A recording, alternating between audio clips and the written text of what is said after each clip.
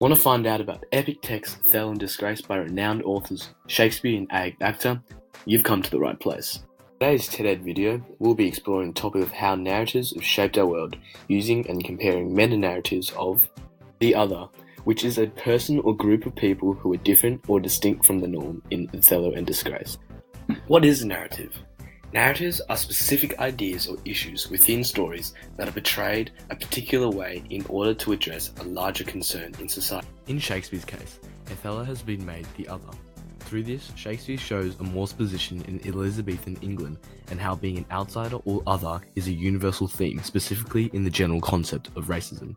Given the context of both narratives, we can understand why Othello and Disgrace are great examples of narratives that have shaped our world.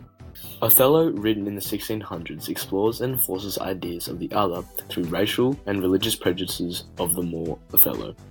Whilst in post-9/11 America, around 4 centuries later, the same basic concepts of the other and racial and religious prejudices are being portrayed in Disgrace. Prove anything about universally relevant issues? Narratives as a method of storytelling and communication have been at the center of influence in culture, politics, and even conquering entire regions throughout history. To understand why Othello was othered for being a Moor, we must delve into a bit of context. People of a Moorish background generally had dark skin, were from North Africa, were Muslim, and they had ties with Spain, which at the time was at war with England. All these factors developed into the idea of Moors being othered in Elizabethan society.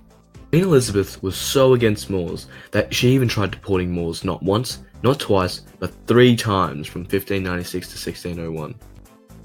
Shakespeare describes Othello through Brabantio's racist slurs.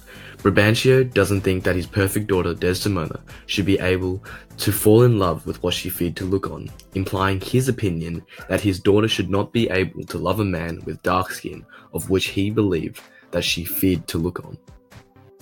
Brabantio even goes further to say, through metaphor, that it is against the rules of nature, metaphorically relating to how the eloping of a man and woman from different races is unnatural. This reflects the general values and ideologies of the time regarding miscegenation.